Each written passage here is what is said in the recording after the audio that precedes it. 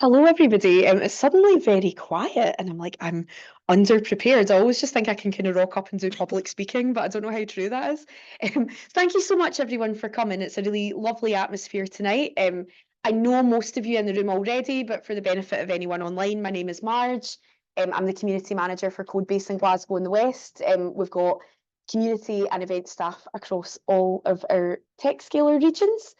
So we're joined tonight in person by Shaz and Jack, who usually works in Dundee, so hopefully this is a nice experience. And we've also got Claire and Bradley, who are managing our online audience, our hybrid audience as well. And welcome all of you to the space. I am here to do a bit of joyous housekeeping for those of you in person. So at any point, if you do need to leave the session, just bear in mind we're recording and it is the very obvious camera at the back of the room that is beaming us out to an online audience. So if you can just be mindful of that as you're leaving the space, but if you do need to use like the bathroom or take a call or nip outside for any reason, our toilets are on the left-hand side, or just nip into the kitchen space.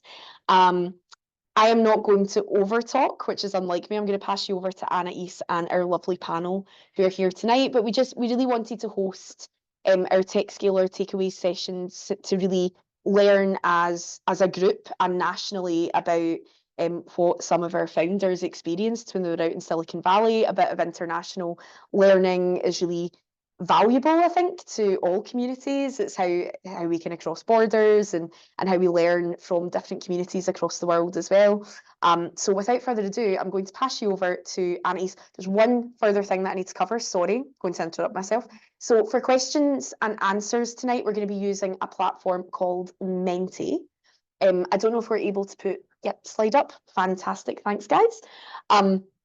So if you do have any questions, if you head to www.menti.com and use the code 388883, it means that your questions that come through are anonymous, so you don't have to worry about doing any kind of public speaking across the room. Bit of volume control for accessibility as well. Can everyone hear us okay? In the room, online, everything okay? Hopefully, yes. Fantastic. If you do have any issues online or in person, just give us a wee nudge and we'll try and redeem that for you. You can use the QR code as well at the back, just behind me at the front of the room to get onto Menti. But again, these questions are anonymous. So we would ask you just to be, mindful that we'll probably read the questions out in front of the rest of the room. But we would encourage you guys to have a bit of feedback as well during the session and at the end. But without further ado, I'm going to pass you over to Anais and the panel. Thank you. Thank you very much, Marge. All right. Hi, everyone. My name is Anais. I'm head of startup programs at Codebase, which means that I'm essentially working with a team to support anyone that wants to become a founder or is already a founder, whether you already have an idea or you have a big team investment you're trying to take over the world. We do this through the Techscaler programs mainly. And as part of this Techscaler program, we also took 12 founders that are all Scotland-based to San Francisco back in February of this year. We've got 3 of them with us tonight. So we're going to start with a quick little round of intro. We'll also just have a little bit of discussion, kind of what Marge mentioned, those learnings. I think it's really, really valuable that we bring them back to Scotland. I think we've got a great ecosystem in Scotland when it comes to tech startups. But there's also a lot of value from learning from ecosystems that are a bit more mature, like in San Francisco and Silicon Valley. We'll also have plenty of time for questions. So do use them. You can already pop them in, or just we'll make some time as well for them. Richie, turning to you as the first one. Would you be okay to give a little bit of an intro as well? Yes, my name's Richie. I'm the founder for Seeker. We help startups attract higher quality candidates. And how we do that is we're building a job board, which is a headhunting platform in effect. So we get people from the general public, create your Pinterest board of jobs, share it on social media, and then when it gets hired through your links, we pay you up to £500. By doing it that way, you actually get the jobs in front of your friends who are sitting at work. And historically, you need to pay big money for headhunters to do that. So that's what we're building. Brilliant. Thank you very much. I think you're just going through rebranding as well. Yes. People may know you. Yeah. Are we killing the previous name or? Yeah, the previous name's dead. It used to be called Cool. Just Repair My Jobs. that's the one. Just Already back forgotten from- it. Yes, it's Brilliant. rubbish. We've got Kat. On you go. Hey, I'm Kat. I'm the founder and CEO of National Support Network. So we help companies connect customers or employees who are facing difficult circumstances to support services that can help them. So we have this directory that contains information on thousands of the helplines, apps for any problem, so that anyone can access that in confidence at any point in time. And for companies that we work with across different sectors, that means better customer experiences, improving employee well-being, and also new insights on the support needs of their customers. Brilliant. Very different from the first one. We've got yet another startup next. Allan, up you Yeah, go. hi everyone. Allan Cannon. I'm the co-founder CEO of a company called Krucial. Been building for over 5 years now. I got a team of 25, and what we do is help organizations digitize their asset base. So organizations such as transport networks, or companies that run transport networks, energy companies, agriculture companies, companies that need to move data from assets in anywhere on the planet back to data applications, and we make it really simple to do through use of satellite connectivity and a very unique satellite connectivity platform. So that's what we do, and yeah, great to be here. Thank you. Brilliant. Thank you all for being here today. I first wanted to chat a little bit about that San Francisco Silicon Valley mindset. I think we hear quite a lot about that. I know Richie, Kat, was it your first time you went to San Francisco? How did you approach that as well? Yeah, it was my first time there. I had no network, no customers, nothing, but I wanted to go to as many events as I could just to learn from other founders. I think it was the sheer volume of events. I think I last checked the first week, there was 70, sorry, in 2 weeks, they had 70 tech events, all like startup founders, investor-led. So the sheer volume of events was just mind-boggling. But going down to Pace, founders there, they build so quickly. It is insane. I think the first few founders, they went from concept stage, got $500,000 investment to build the MVP. That's just to get out the starting blocks.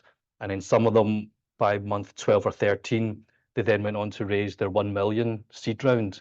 And it's just, God, first time heard that, I was like, what? I was like, how can you go so quickly? But it's just, that's what the mature ecosystem was like. There's just so many investors, founders, community. It's just, God, it was crazy. Do you want to briefly explain what MVP is, maybe for people that may not be familiar? Yeah, it's just your first version of your product. Like the first time you can actually, if it's a web product, it's the first time users can actually go on it and actually use your product.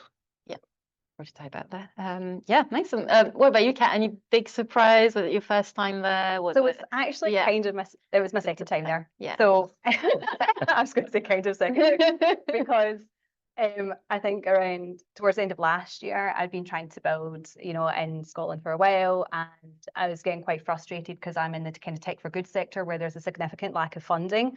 And I kind of felt some frustration, and I just wanted to go and do a recce because I knew that, I don't know, I felt this lure towards there, and I didn't have, money to go and anything like that. So I just decided to put my flat up and rent out my flat for a little while, go on Trusted House Sitters and go over and like dog sit someone so I could stay for free in a place so that I can like get a feel for the land. And I didn't know at that point in time like that I was going to go back, but I just had this intention and idea that I feel like I need to go there, so I'm just going to go there and then something will happen. And so when I went over, it was over the Christmas period, so there wasn't a lot happening, but it meant I could have some good conversations with people through the Global Scot network. And so the second time that I went out then, it was more, I wanted to really meet founders, go to these events, see how they do it. And it was all about like the speed. And also for me, it was about thinking big, because I feel like, especially with doing something in the tech for good and building social infrastructure, you can only go or dream as big as you think, oh, like, where's the money going to come from? And it's just like a constant worry that hinders your ambitions. Whereas when I was over there, I had this really impactful moment where I was actually on the phone to someone who was giving me advice, and they said, well, what's your massive action plan? And I just stopped and I just went, well, Like all I've been thinking about is surviving. How the hell am I supposed to think about a massive action plan? And then when I'm surrounded by amazing people like these guys and other people that are there that are raising all this money because there is that money and there is that capacity and they can dream and they can move fast because they have those ambitions. So I'm trying to like actively break that cycle of thinking now. So that was like what blew me away. Yeah, I saw those moments happen as well. We're there for the whole month, and we were kind of we had a co-working space in the business district in San Francisco, and we had this office where actually people were not necessarily in very often because people were just out and about having meetings, going places all the time. But I saw those moments happen with people coming back and like those little haha moments or those little moments as well. It was quite cool to see. I don't know how much you realize that was happening from all the conversations you had, but it was very cool to see. I think that definitely stayed with me in terms of mindsets. Allan, I know you had been to San Francisco before. What keeps you coming back there? Well, a little bit like first time I went was on a trade mission. So I went out with the Department for International Trade on to a telecoms conference. And the first thing that kind of you feel when you go into that environment when you've been here is complete overwhelm. So you're like, wow, what is this place? It's like you hear about before you go, you hear this kind of stereotype of what happens in Silicon Valley. And there's, I was told before I go, oh, you'll go to a cafe and you'll be sat in a cafe and you'll hear someone pitching a VC and you'll hear a founder hiring a co-founder and you'll hear somebody talking about with a customer and you'll hear, various pitches, sit there for, I'm like, nah, that can't be real. That's definitely not real. It is absolutely real, right? Yeah. And that's the thing that I think that a lot of people don't realize is that the stereotype is real. Everybody is so business focused. They're really, everybody's building, the big thing that's, it's an incredibly motivating environment to be in where everybody's ambitious, everybody's building the next billion-dollar startup. You've got people that are just getting going, that are getting funded, millions of pounds, and it's millions of dollars. And then it's like you can't help but be kind of swallowed up in that kind of like, that kind of you come away feeling that you can build the next Amazon and things like that, right? So I think the first time it was like complete overwhelm and a realization that, oh my God, this ecosystem is incredible. And then going back ever since is learning actually how to navigate it, because I think that's one thing that is really difficult to do when you first go there. It's like overwhelm. You don't really know how to, it's like going to an ecosystem. You need to kind of spend time there and learn about it. So when I went back the last few times, it's all been, I've been there with both by myself, but also with groups as well. And I think like going as a group was really useful because you go and you learn from the peer network. They're out at different events than you. They come back and share the knowledge. But then you get to know where the investors are, where the investors hang out, where the really good, network kind of builders, ecosystem builders are, and there's obviously a lot in the Scottish ecosystem here tonight, but yeah, you want to try and find those people as well in Silicon Valley. So yeah, I think I keep going back because it's somewhere to go to work out, what the trends are. I think it happens in Silicon Valley first and then it comes across here. So going there and actually, everybody heard about AI, right? But and I'm sure there's a question on that. I'm sure there's a question on that. I don't know. I mean, it was you're hard pressed to find a company that's not building AI, and then hearing things from investors saying things like, if you've not got AI in your product, it's a red flag. I was like, oh my God, okay, right, okay, I need to do something there. So it was like, you go there and you test it and you see what's going, and then you come away and you go, right, okay, what can I take? What can I borrow from that ecosystem and bring it back to Scotland? How can I think bigger? Yeah, lots more, but yeah, we'll get into that. No, that's brilliant. Well, you said it, so let's go there. AI. It was like the sheer number of events that were AI, and I think I think there was a weekend, there were like 4 AI hackathons, which are like full day events where you build a product in a few hours. And there was every night it was AI for marketers, AI for product builders, AI for engineers, LLMs, so big learning learning machines meetups, and every single night, all the time. So AI, you change anything? You've got all AI products now? You've got your translators in Scotland? Yes? A little bit. I think I didn't want to do anything AI related for recruitment because I was doing headhunting, it's very consultancy led. It's just understanding your clients and candidates, and AI can't replace that. So I think the first few events, just talked to some investors, are you building AI? And I said, no. And he just went, I was like, God, was it really that bad? But then as I got to speak to more of them, it was really, I felt like I was building something I was already dated. And it's just really crazy saying that. But we have since adopted AI in the right way. And then we only got that connection through networking. We got introduced to somebody that at this event that introduced us to a Boston AI startup who's building recruitment tech. And we actually had to chat with them, and we're actually partnering up with them to build our AI transcribing. And that's the only way that I would build it, is if it was human-led, but AI kind of helps manage the data. So on the back of San Francisco, we're actually building our first MVP for it, and I think it should be ready last week, but my co-founder's a bit busy at the moment, so it should be next week or quite soon. And we're going to start road testing it and hopefully just implement it on a bigger scale. It's everywhere. I mean, we came back 8 weeks ago from this, so it's pretty impressive just in that turnaround as well. I think appreciating you've been able to build I'm not a developer, and I don't know how to do anything AI related. But my co-founder, he just there's lots of like open source things tech wise. I still don't understand what he's saying, but he found like algorithms to actually build it, and then for him it's quite exciting because then he started to think about what we can do with it. So he started to get quite excited, and I think just having the first MVP within a couple of months, it's actually going to be quite fun actually. Nice, yeah. Yeah, so we've joined the AI bandwagon. Sorry. That's all right. You shared it as well. You brought back the energy with your co-founder, which is nice. Just like passing over. Kat, any AI strategy? Yeah, I mean, at first, like the AI vibes gave me the kind of blockchain crypto vibes, and I used to be down in London at that time, so I was going to all these events, and everyone's going blockchain and crypto, and I was like, oh yeah, cool, and everyone's got a coin, and I'm like, okay, that's so cool, but what does it do? And so I think it kind of comes down to, well, what problem are you trying to solve, and actually, is that the right approach, and is that the right tool for you? And also, how can it break? There's obviously a lot of hallucinations and things that are happening with AI, so I think if you're going to use it, then you need to be careful in how you approach it, and you were looking at using human-led but tech-enabled approaches to develop and further develop our services. However, at the heart of what we do, it's about helping people who are in vulnerable situations.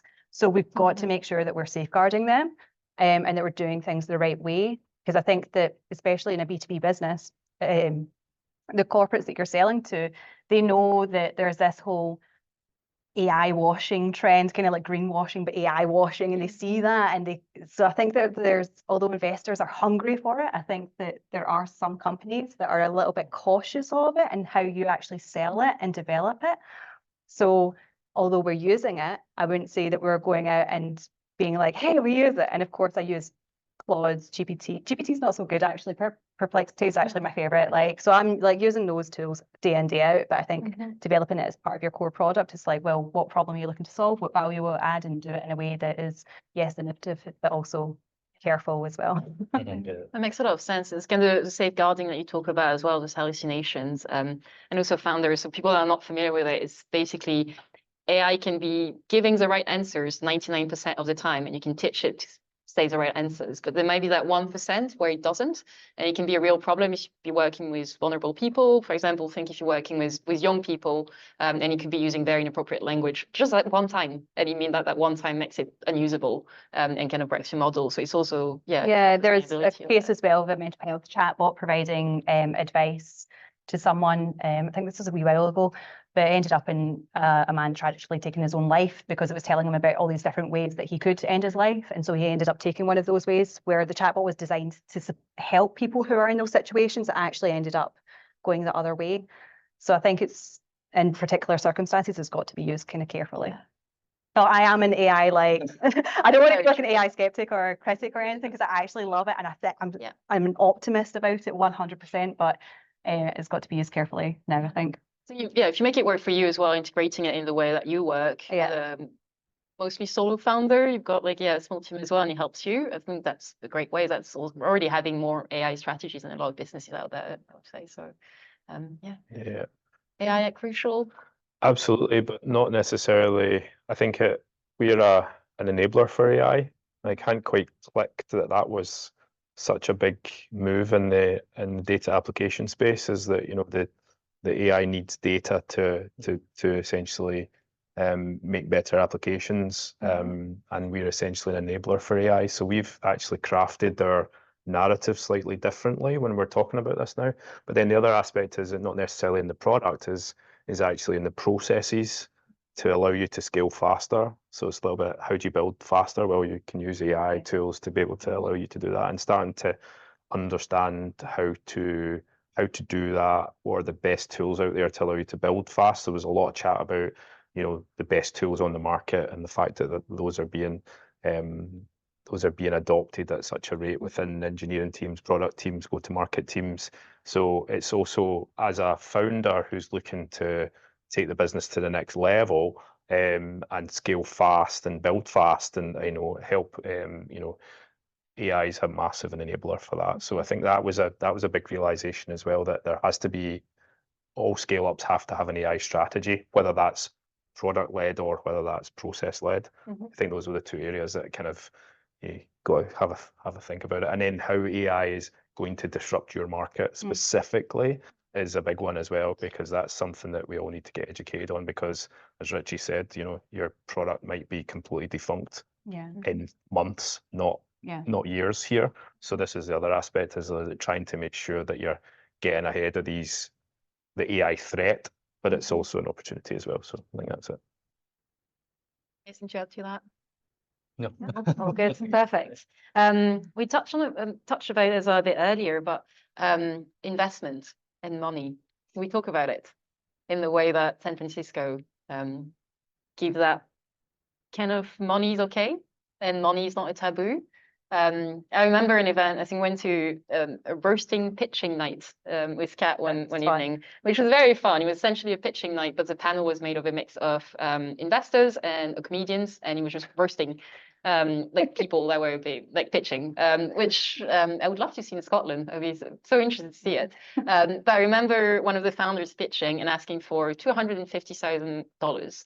And the main feedback from the VC, so the investor being, what are you going to do with £250,000? You're going to pay a couple of people?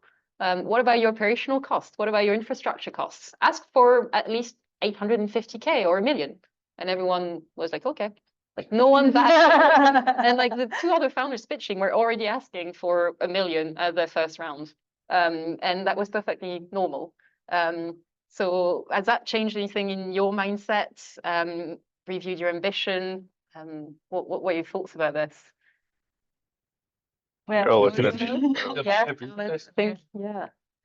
so not this particular visit to San Francisco, but we went through a North American mentor accelerator program called Creative Destruction Lab.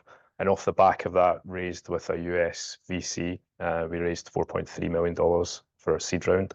We'd bootstrapped for 3 years up to that. So we had actually turned down investment. We decided to bootstrap rather than raise in Scotland straight off the bat. So we're told that we couldn't raise in the US or couldn't get a US lead off the bat. So we kind of went the rebel in me, decided to go against that. But I think one of the things that that program and the North American kind of mindset gave us was think bigger. And actually, that here in Scotland, we've got the people, we've got the great ideas, we've got the great talent. We just don't think big enough. So I think that US aspect was like, think bigger, do more with your first check, or your first money. Try go further. Try get customer traction rather than just build. Try and get to the next stage, and build fast. And that's the other aspect to this. When then you throw in a pandemic and COVID and energy crisis and all that sort of stuff, it's very difficult to build fast. But that's what they want you to do. They want you to go fast. So So they want you to think bigger. They capitalize businesses in a different way. So they don't drip feed funding to you. They give you enough to get to the next value inflection point. So they give you $1 million, you know, because they want you to take risk, because they're betting across a load of, 20, 30 companies, and they're feeding each company. All the investors are feeding each company with that sort of investment, so that they can, a couple of them will do well, So the risk approach is completely different here. And I think that's a sign of a mature ecosystem. So, which is hopefully where we'll get to at some point. No, definitely. I think it's, as you say, it's linked to the appetence to risk. It's also linked to how comfortable an ecosystem can be with everything failure. I think it's, as you say, it's very quick over there. There's those quick feedback loops. Everyone I was talking to, if they did one startup, didn't work out. They did a second one, they got a few millions, they exited. They did a third one, didn't work out. They're working on number 4. Of course, it's AI related. It's everyone is doing it. It's very, very quick. And that happens in the span of just a few years. And there's probably some learnings as well here for us to kind of take as an ecosystem around that. Failure's positive. Failure's seen as a positive thing. Absolutely. Because you'll learn your lessons when you fail, and then you go and you do it again and you build again. So I think that's not necessarily the case here, where, try and keep companies going for, just get to the next point, get to the next one, when actually those companies should have been, killed off fast and then, get out there. So that's a big thing from their mentality. So yeah, I think my mentality's changed for investment. Before I went, I was here thinking, well, we'll raise 250,000. And kind of going, well, you're going to pay with that, can I get that? But then angels here, they would say, oh, you're raising too much. You need to raise 50K. And then maybe we'll take like 30% equity. And to me, before San Francisco, I was thinking, sounds quite high, but sure, let's do it. To explain as well for people that may not be familiar with the kind of angel investment and what does it mean, the equity, and like how much that values your company as well. Yeah, valuation, I don't know how to do that, but yeah, but when you're raising money, your first protocol is usually with angel investors who are like just solo investors who've got a lot of money, and then they come in at the early stage. They'll give you maybe 50K, 100K to build your MVP. But normally the ones I spoke to, they would want quite a lot of your company, almost like Dragon's Den style. They would take almost like 30%, 40% for that lot of money. But then over in the States, the founders I spoke to, they raised $200,000 with nothing. They had an idea on a bit of paper. And then when they said they raised money, I was thinking, well, how did you do that? We just had an idea. We spoke to an angel investor. They liked the idea, so they gave us money. And then we went and built our MVP and the early product. And then I was just really crazy. If you think about startup accelerators through there, like Y Combinator, Techstars, they would give you $500,000 just once you get accepted into their program. And then they would take 7% equity. So when I started thinking about all of that, when I came back and I started speaking to investors here, I started to kind of like hardball them a little bit to say, do you know what? No, I'm not going to give away all that equity. I need your money to help build, and then let's build it together. And I think because I'm a bit more assertive now and a bit more confident in speaking to them that way, they kind of listen, but they still don't give me money, but they kind of like had an idea. If you speak with them now, I think that's the first step. But again, even that whole networking, we've now pitched to one American VC last week. Didn't get that either, but we've got more coming up. So I think it just shows you don't need to have your finished product to raise your early money. And I think that was a huge thing for me to come away with. And hopefully we'll try and raise. We're looking to raise £500,000 or $500,000. In America, they said raise more. They said raise $1 million. There you go. But then when I spoke to UK investors, they said, "Oh, you need to raise less." So we're thinking, what the hell? It's just two different mindsets. But yeah, I think the funding landscape is more welcoming over there for early stage startups. Yeah. I'm a little bit of an edge case here, right? So I run a non-profit. Try and keep that on the down low, because some people associate non-profits with not high quality. So I don't tend to tell our clients that. It's true. There's a perception about non-profits and about social enterprises and the value that they deliver. I'd been working on this for like 5-6 years. We had raised about £100,000 in loan funding, and it's just been through sheer grit and determination because I want to help people that I've tried so hard and I haven't given up. And so I've always thought non-profit's the way to go, because then you can't get bought over and then have your social mission deviate. Because when I went to uni, I saw Anissa Roddick at the Body Shop was like, oh my God, this like woman is a massive success and she's doing good work.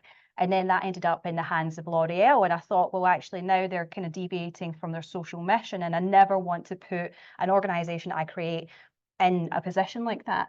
And so when I went across with you guys and everyone's around me going, oh yeah, there's millions. And I'm like, you can't get any money for any kind of tech for good social infrastructure stuff that's sustainable. And while I was across there, I made a note of speaking with people who have run nonprofits across there. And so one of them had said, for example, you know, he had actually managed to receive some funding from google.org because they've got a big arm that invests in social infrastructure. And so that seemed to be sustainable. I spoke with Elena from Women Who Code, who have helped over 300,000 women into careers. They've run all these events internationally, made a massive global success. And I'd spoken with her, and a few days later, there was a notice out after 13 years. They had a couple of their partners pull out and they were ceasing to trade. That was it, over. And it made me really think about, well, actually, if you want to achieve impact at scale, how can you do that? And I don't see capital necessarily as a bad thing. It creates jobs, it creates ambitions, it makes things happen.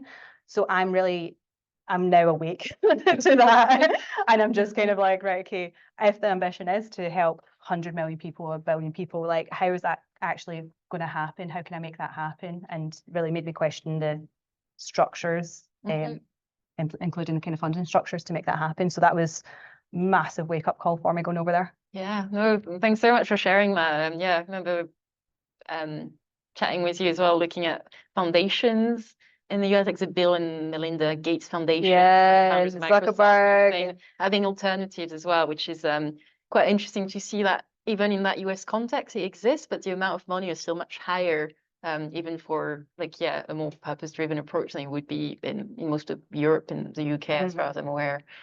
So yeah, very Absolutely interesting landscape to see as well. I've got maybe couple more questions, and we'll move on as well to a question from the audience if you've got any. So if you haven't already, both in person and online, you can go to menti.com and use the code 388883 and start getting as well your questions. I guess maybe one question to finish up would be, coming back to Scotland after a month or a week in San Francisco, has it made you appreciate anything we have in Scotland, maybe? I know, Allan, you touched on a few things about the ecosystem here as well, but is there anything in particular that you were like, yeah, San Francisco, good, but also here, pretty good? Super expensive. Yeah. Like, try buy a flat white downtown San Francisco. And $10 cup of coffee. We struggle to find anything. I really appreciate it. Like, yeah, that's a good point. So it's the, you know, I think coming from the UK, I think go there, spend time there, but definitely don't set up your engineering team there, because you will burn through that £1 million really quickly. So I think we've got a huge advantage here. I think we've got a great advantage in the fact of where we are, you know, in relation to the rest of the world as well. I think we've got world-class universities, lots of really exciting businesses. I think we just need to get a few more scale-ups going through the cycle of, you know, grow a load of jobs, exit, get that money back into the ecosystem, or entrepreneurs that are building and are kind of that we can look up to and say that's relevant, that's recent, you know, and then that talent coming back in as well, because as soon as you get a scale up going through that life cycle, you have a load of talented people going through that scale up as well. Absolutely. And that's valuable once that comes back into the ecosystem, and that's, you know, that's not happening here, or it's starting to happen, but I think we've got all the foundations for it. We just need better capital. We need better education for the founders and people that are building. I think that's a good thing. But you know, I kind of sometimes get a bit down on Scotland, but actually I think, you know, when you go away and then you come back, there's lots of good things that are happening here. And there's lots of, since I started the business, and where we are now, it's a marked change in the ecosystem in terms of how connected it is. 5 years, yeah, would be 2 years, yeah, no, not 5 years. But it's the kind of progress. Just look at Glasgow, for example, the number of co-working hubs, etc., that are all kicking out the innovation district. The connectedness of the ecosystem is much better, and I think that's what we need. So yeah.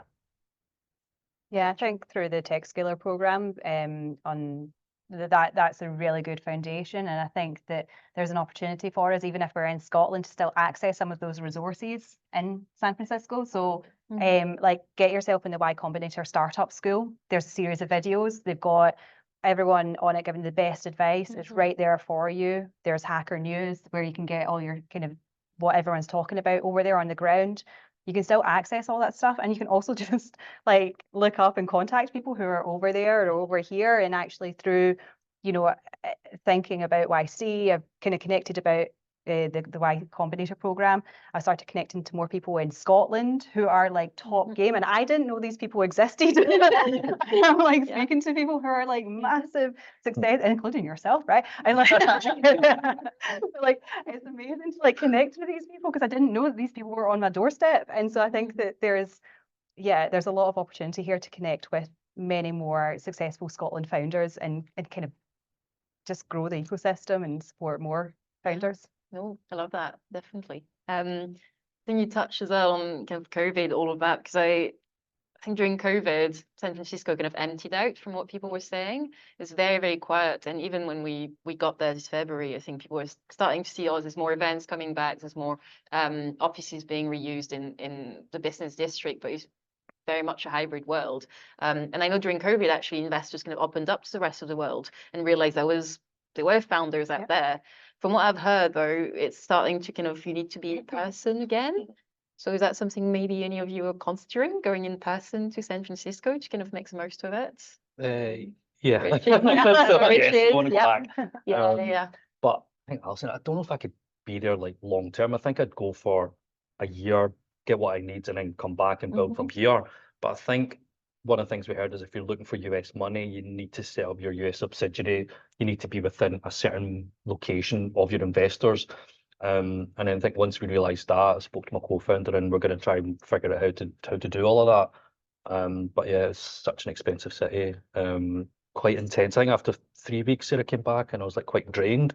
So I can only imagine what it's going to be like for like 6 months, a year. A lot of founders go there short term, get what they need, and then go back to their home country, wherever that is as well. And I think we're going to try and do that as well. Don't know how to, but yeah, I think we're going to try and figure it out. Things. No, definitely. Yeah, it's kind of code-based Techscaler. We always say we try to import some of those playbooks from Silicon Valley and how to build startups. I always say that we try to import this, but without the kind of toxic hustle culture. And like you can kind of what you said, like seeing some of you spending like 2-3 weeks a month there, you're that close to burning out as well, because you feel you can't miss out. So it's also something to consider. I think it's something I appreciate in Scotland is the quality of life you have, the kind of well-being, the caring community, and like actually being able to talk more about that mental health.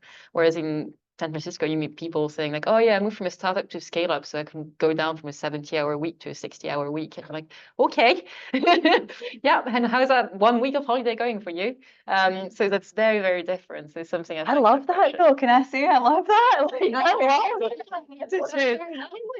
go. Yeah, I love that. that. Fair enough. I think like it's something I love the energy, but some symmetry, Richard, maybe something more like short term. Appreciate that. Like yeah. So if you get the chance to go back there full time, would you do it? Oh, 100%. I'm planning it. Nice. Love it. Love it. All right. I think we're going to move over to some questions as well. We'll have a quick read through the question. Can we just get a round of applause for our panel as well? Okay. Yeah. So it's actually a question on kind of what are the requirements if you want US investment, and kind of do you need to be incorporated in the US? No. Any of you have experience on that? No, you don't have to be. I think if you're raising from Californian VCs, power VCs, then you Mhm. definitely probably have to have what you need to have is a US story. And what I mean by a US story is you need to have, you know, you're only really raised from the US if you've got US market in your kind of in your plan. So you need to have a US story. You need to talk about the US market. You need to be, confident around the size. So if you're raising from US, there tends to be a kind of zero added to your, maybe a couple of zeros added to your total addressable market size, etc. So you have to be thinking big. So I think you don't have to set up there, but there is a requirement that at some point you will be doing something over there. So yeah.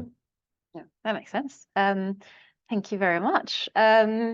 Next question. How can we make Scotland an AI powerhouse? Where do we start? Have you been to any AI events since you've come back from Yeah, I CL? went to one. Daniel spoke one actually, up at Civic House. It was really good. He was talking about RAG and how everything works behind the scenes, and it was really intense. So there's a really good AI coders in Glasgow, I think.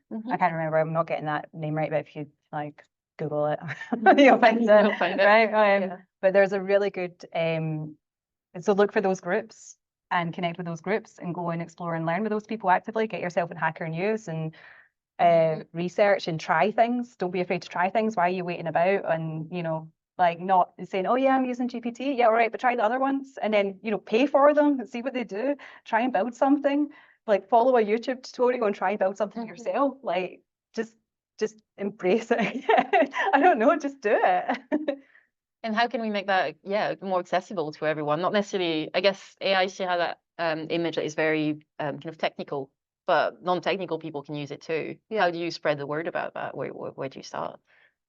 Any thoughts? Or how do you talk about it with other founders? Or how even in your own team, if you have a team as well or a co-founder, like how did you spread that knowledge? Well, I'm in a couple of WhatsApp groups for like third sector organizations that are involved in tech and AI, and so they kind of say, oh, here's the latest prompt sheet for GPT, or here's like what's happening with this or what's happening with that.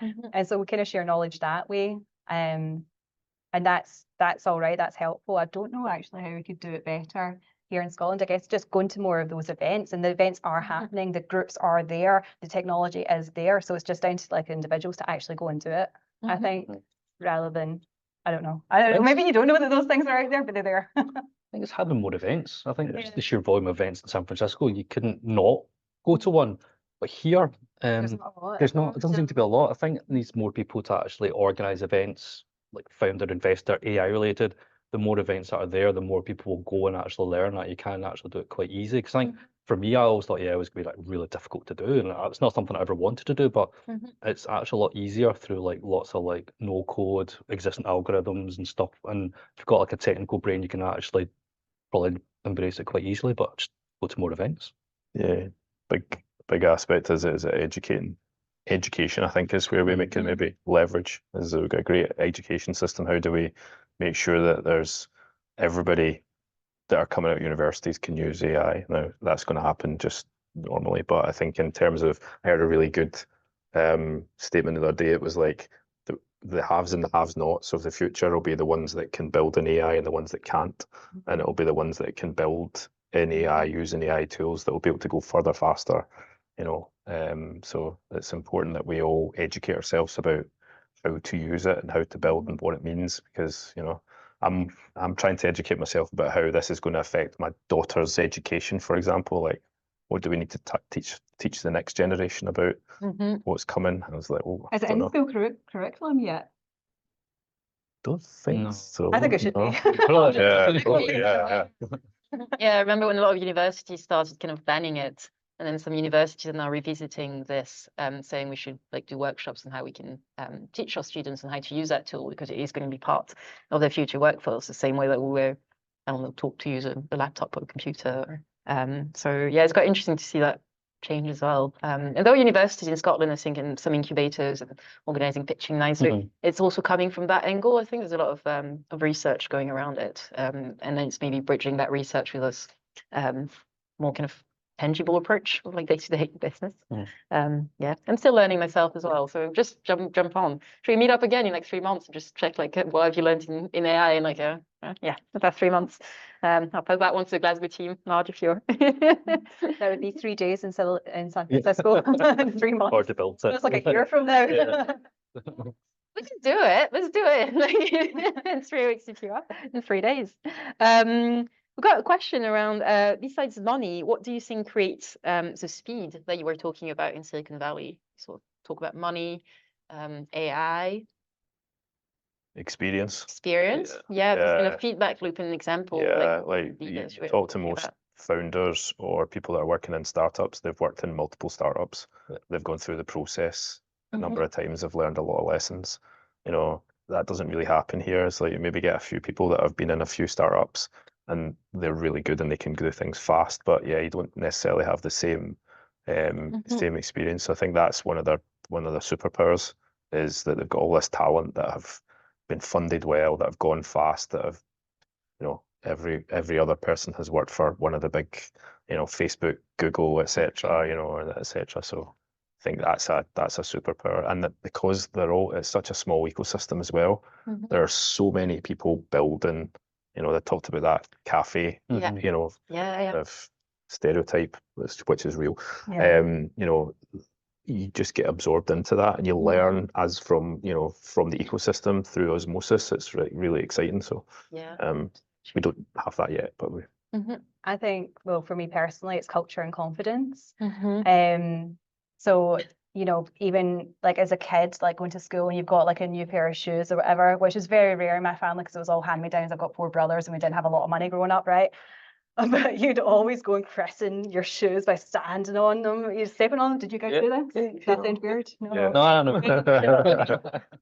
Because you shouldn't get above your station and like you shouldn't really have those kind of dreams or aspirations to do anything. And so you always look at other people and think, that's not me, like I'm not capable of doing that or achieving that. So you like by having that limiting belief in your mind, you're already stopping yourself from succeeding. And so you don't even try. So maybe don't go to those events. But I think that those kind of limiting beliefs can be broken if there is that opportunity for connection and learning from others and kind of seeing what's possible. So I think with more of that, we can maybe start to try and break that as a, I don't know, like how widespread it is. It certainly is with myself and from other people that I've spoken with. But I think that that's a big thing as well. No, that makes a lot of sense. Yeah, it's just the whole, God, they think really big over there. Because like they've got access to the huge American market and it's right on their doorstep. They don't want to build just to like do well in California. They think I'm going to do well in California in the first 2 months, and after that we're going to raise money and we're going to like go all over America. And then I think they're brought up with that mentality in the startup world, and so many people have done it. They teach the next startup founder how to do it, but here we think going big would be like doing Scotland wide or UK wide, and I think that holds us back a little bit as well. I think it's just in the back of what you're saying. Yeah, very true. And I think when you talk numbers, I think the same number of inhabitants in the whole of Scotland as there is in the entire San Francisco Bay Area, so about 5 million, which is crazy to think about that. Except the 5 million you have in San Francisco Bay Area are all founders and technical people and investors. It's that very weird like split of kind of people around that. But when you see countries like Estonia with under 2 million inhabitants and they did Skype, and then from Skype, when it was bought by Microsoft, kind of like you had this feedback loop and that positive thing with support as well from the government, from academia. So there's lots of learnings as well, not just learning from the people that are ahead of us, like in bigger, but also lots of different ecosystems to learn from. I'm conscious of time as well, and I think we have time for one more question as well. We're going to go back to investment. It's a big topic. A few questions about that. One question about given the angel investment average check size that you have here in Scotland is quite small for large equity. Does it ultimately do more harm than good, especially if you're trying to raise in the future? So if you've got any tips maybe for early stage startup to raise around that, any advice? You kind of warned already. Yeah, just from what I heard, I think if you give too much away at the early stage, at the angel round, it actually affects how much you can raise at VC. That was one of the only things that I really learned from the investment over there. I've not actually done it myself. I'm only going now, but I think having that in mind, I would be a bit more assertive with how much equity I would give. And if they don't like it, or if I'm maybe not asking or not giving away enough equity, then I would probably review it. But at the same time, I don't want to just give 50% or 40% away, and that kind of like affects how much I can raise for the following rounds. I think there's another mentality in the US, which is raising on safe notes, which is avoiding the pricing discussion until later on. So you don't actually sell an equity; it's a promise of equity, and it's a much faster process. We don't tend to do that here in the UK yet. We don't. Well, we're starting to do it. Like a lot of the kind of London ecosystem raises on advanced subscriptions and safe notes, and that's starting to happen. But in the US, like people are raising up to £2 million or $2 million on safe notes, and that means that they avoid the valuation discussion, that they avoid the dilution in that early stage, and they can build fast and get the funding that they need. So I think that kind of funding needs to come in, and you might start to avoid some of the kind of more predatory kind of 40% asks and things like that in the early stage, and actually capitalize the businesses in a way that actually gives them the foundation for future growth and gives them, doesn't overly dilute them, and allows them to go and then raise a bigger round later. And not, the founders are still incentivized, the teams are incentivized, they've still got enough equity to sell if they want to go through multiple rounds. I think that's the key thing, is like, if you're a high growth business that has to raise a lot of money, then cap table management is imperative. So selling as little as you can through, if you have to go through 4 or 5 rounds, every time you're probably selling 20% of your business. You just got Like cap table. So your cap table, if you're selling 40 for a 50k check right off the bat, you've killed your company right off the bat. So it's like, that's the sort of thing that you need to think about, especially if you need a lot of money to get to the point that you're a big business, etc. So no, makes a lot of sense. I think we're going to wrap it just now as well. But thank you so much for the brilliant questions, for sharing your insights. What stays with me is really that kind of think big. And I was honestly in awe of all the founders just doing their thing when I was there. It was really, really brilliant to see everyone. Feel very special that I was able to witness that. And I'm so glad that we're able to kind of share those learnings. There's excellent things happening in Glasgow. Just want to give a kind of a shout out to also the Glasgow team that welcomed us, that Margie introduced. We talked about events. We don't have anything AI planned in the next couple of weeks, but we do have another Founders Fireside Chat, which is happening on the 22nd of May, right here at the Eagle Lab. We talked about failure. We've got a great series of events that we're supporting as part of Codebase, which is called the Fuck Up Nights, which is all about failure. That is happening at the new Social Hub as well, just in town on the 30th of May. So that's great, other great opportunities to learn. We have the space, I think, in here for another half an hour. If you're in person with us, we still have some drinks. I think Marge has a quick. I have a very thing quick to say. question, Annie. Oh, So yeah. we've had a lot of questions, I think, from the audience and maybe online. Yes. Are we able to share them with you guys and the wider cohort for answering, and then we could maybe put it into an article? We can look into doing that. For people online, Marge asked about the question that were not answered as well. We did have some more around kind of funding, lots of interesting stuff. So we can find a way to follow up either on the Techscaler online community or kind of trying to get some of your knowledge as well, picking your brains. So we'll make it happen. Sign up for that.